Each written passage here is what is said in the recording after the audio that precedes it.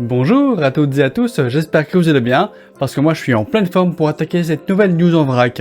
Dans cette nouvelle vidéo, nous allons parler de la pénurie des composants, des processeurs Intel de 11e génération, un spectre aperçu chez AMD, Nvidia qui nous propose des technologies supplémentaires, et enfin une grande page consacrée à Apple. Je vous le disais dans le sommaire, nous allons débuter cette news en vrac par parler de la pénurie. Il faut savoir que tout a commencé en 2020 lorsque la Chine a fait le plein de composants pour faire face à l'embargo potentiel des États-Unis, notamment Huawei par exemple. Ajoutez à cela la pandémie qui n'a rien arrangé. Évidemment, qui dit pandémie dit moins de personnel qui travaille, sans oublier une surconsommation dans tous les secteurs. Vous avez donc là un parfait cocktail qui épuise les stocks. Malheureusement, les fondeurs comme TSMC et Samsung, qui sont des géants qui produisent quasi tous les semi-conducteurs de la planète, n'ont pas pu anticiper ce genre de choses et donc se sont vite retrouvés au bout de leur capacité. Comme je vous le disais, tous les secteurs ont été touchés. Il y a également un substrat ADF qui est un isolant qui est utilisé dans les circuits électriques qui vient à manquer. Outre les problèmes de production, les problèmes logistiques et les problèmes de matériaux, il y a le mauvais timing, notamment pour la 5G, parce qu'il faut savoir que déployer une nouvelle technologie de ce type réclame beaucoup de semi-conducteurs et réclame beaucoup d'infrastructures. Si on va du côté composants gaming, on a été spectateur d'une grosse pénurie sur les cartes graphiques, aussi bien Nvidia que AMD. Là, mis à part les problèmes de production, ce sont les problèmes marketing. On a malheureusement été victime du Paper Launch. C'est une pratique marketing qui vise à annoncer la sortie d'un produit alors qu'on n'a pas ou peu de stock. Ceci a été amplifié par une concurrence féroce sur le terrain qui a fait que aussi bien AMD que Nvidia voulaient sortir leur carte le plus vite possible avant la concurrence, et ce au détriment de la qualité et de la disponibilité. Mais ça ne s'arrête pas là. Vous avez toute une série de bots, de robots, de programmes informatiques qui ont été programmés exprès pour acheter tous les stocks de cartes graphiques, et donc les mines de crypto-monnaies se sont empressées de sauter sur le stock. Tout ça mis bout à bout, vous avez des cartes graphiques hors de prix avec zéro stock. Il ne faut pas oublier non plus la production de nouvelles consoles Xbox et PS5, également sur le même marché, puisque ce sont des processeurs AMD et des GPU AMD. À côté de cela, vous avez également un autre marché qui est parfois oublié, mais c'est le marché des imprimantes. Avec tous les confinements qui ont été imposés à la population mondiale, tout le monde a eu d'autres choix que de se réinventer et de faire du télétravail, et donc une augmentation de la nécessité d'imprimer. C'est pour ça que vous avez du mal à trouver des imprimantes ou des consommables. Il faut dire aussi que les fabricants d'imprimantes ont réorganisé leur ligne de production vers les consommables afin de pouvoir anticiper cette demande croissante. L'encre est extrêmement chère au litre et donc rapporte plus que la vente d'une imprimante. Bref, le Covid n'en est pas la cause, mais est l'accélérateur de tout ce problème de pénurie. Sans oublier plus récemment le petit blocage du canal de Suez, qui est un énorme canal par où transite 10% du commerce mondial sur l'année et que 90% des produits vendus en Europe transitent par ce canal. Ce qui fait qu'il y a une augmentation des prix dans certains domaines.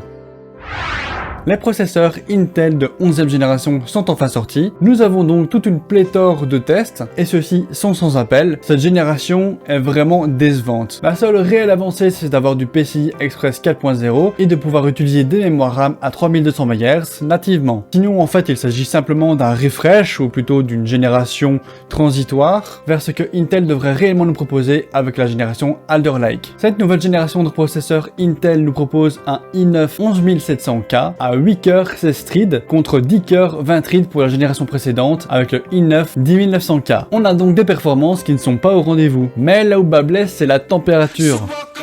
Et ça s'explique parce que à la base, cette génération de processeurs devait être gravée en 10 nanomètres, mais malheureusement ils se sont rendus compte que ça prenait plus de place que prévu, donc ils ont dû le graver en 14 nanomètres. Bref, si vous voulez investir dans cette nouvelle génération d'Intel, je vous conseille vraiment d'attendre la prochaine qui sera certainement beaucoup plus performante. Cette menace qui avait touché les processeurs Intel il y a quelques années, Spectre a fait son apparition dans l'architecture Zen 3 de l'équipe des Rouges. C'est une faille de sécurité qui a été découverte au niveau du prédicat, donc c'est un algorithme qui permet de prédire les opérations futures que vous allez effectuer. Cette fonctionnalité pourrait être désactivée et vous perdrez un petit peu en performance, mais je vous rassure, il s'agit que de un seul petit pourcent. Mais cela prouve que ni AMD ni Intel ne sont à l'abri d'une faille très importante. Pour la suite, dirigeons-nous vers les verts, vers Nvidia. Avec l'arrivée de la génération 3000, vous avez certainement entendu parler de Nvidia Broadcast et plus particulièrement de RTX Voice. Si vous ne savez pas ce que c'est, en gros, c'est un algorithme qui est implémenté dans le logiciel d'Nvidia qui permet de réduire les bruits parasites sur un enregistrement fait avec un micro et ce via la carte graphique. But when I turn on noise removal in NVIDIA Broadcast, you find that it's completely gone, and that blow dryer is still going. Cet algorithme est vraiment très puissant, il est vraiment très performant, et il est enfin disponible sur les cartes graphiques GTX. Passons maintenant au chapitre sur Apple, et notamment on va parler keynote ou absence de keynote. De façon historique, la firme à la pomme nous a toujours concocté une keynote en mars, mais cette fois-ci on n'en a pas eu. Il y a bien sûr eu plein de pronostics sur plusieurs dates en avril, mais on ne voit toujours rien. Généralement ils annoncent leur keynote une semaine avant que celle-ci ne se tienne. On espère évidemment avoir des infos sur un iPad, une puce silicone M1X ou M2, un iPhone 13, les AirTags, bref. Sachant que la WWDC arrive très bientôt en juin, pour rappel, c'est assez bizarre comme façon de communiquer ou de ne pas communiquer, donc restez à l'écoute pour savoir de quoi il retourne.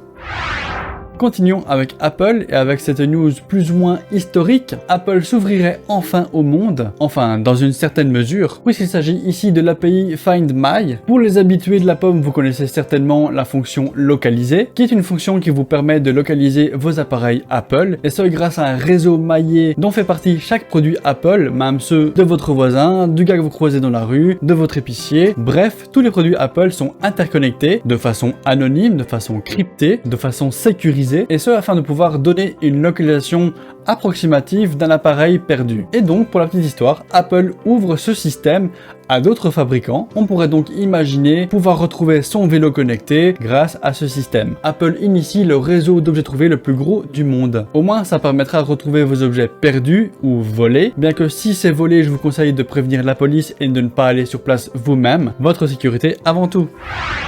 Et dernier sujet, mais pas des moindres, les rumeurs sur l'iPhone 13. Apple n'est pas vraiment touché par ce problème de pénurie que tout le monde connaît, puisqu'ils ont acheté leurs pièces des mois à l'avance, et c'est un petit peu ce qu'ils pratiquent tout le temps. Bref, ici nous avons des rumeurs assez fondées, assez précises, mais ce ne reste que des rumeurs. Donc on va quand même prendre les pincettes d'usage au cas où. Première rumeur, nous aurons certainement 4 appareils comme l'iPhone 12, donc nous aurons le 13, le 13 mini, le 13 Pro et le 13 Pro Max. Et toujours dans la même gamme de prix entre 809 € et 1609 €. Deuxième rumeur, c'est le processeur, le A15 Bionic, qui succède naturellement au A14. Celui-ci serait gravé par TSMC en 5 nanomètres et proposerait des performances supérieures aux prédécesseurs, ainsi qu'une consommation d'énergie plus faible. Troisième rumeur, ce serait le stockage. Celui-ci débuterait à 64 Go pour atteindre le Tera sur les modèles les plus chers. Quatrième rumeur, on parle cette fois-ci de l'encoche. Celle-ci serait toujours présente, mais un petit peu plus petite, avec toujours les mêmes technologies, ce qui nous conduit à la cinquième rumeur. Face ID serait toujours de la partie, mais nous aurons le retour de Touch ID avec un capteur sous l'écran en ultrasonique. Et donc cela permettrait d'avoir une sécurité accrue, notamment dans les applications bancaires. Sixième rumeur, la couleur. Il y aurait un noir mat qui ferait son entrée dans la gamme. J'ai vraiment hâte de voir ce que ça donne. Septième rumeur, l'iPhone 13 proposera certainement un écran 120 Hz avec une fréquence variable grâce à son écran OLED LTPO,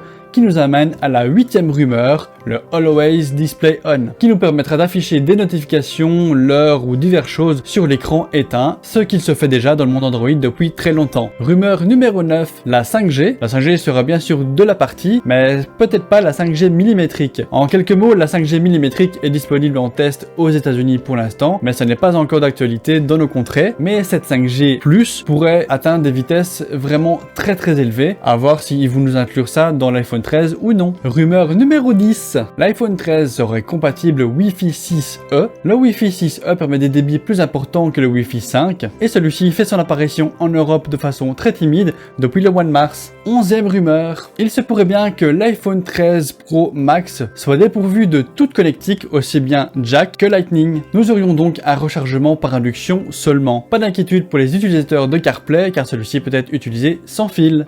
Et dernière rumeur, l'appareil photo, celui-ci sera bien sûr amélioré, pas significativement mais un petit peu tout de même, mais le capteur LiDAR ferait son apparition sur toute la gamme et ne serait pas limité au Pro ou au Pro Max. Voilà, cette news en vrac est terminée, j'espère qu'elle vous aura plu. Dites-moi en commentaire ce que vous pensez de toute l'actualité tech pour l'instant, comment est-ce que vous voyez l'avenir dans tous les domaines informatiques, et quelles sont vos attentes pour cette nouvelle année 2021. Mais avant de partir, mettez un petit pouce en l'air pour soutenir la chaîne, abonnez-vous à celle-ci si ce n'est pas encore fait, et cliquez sur le bouton de cloche pour être averti des prochaines vidéos. Salut!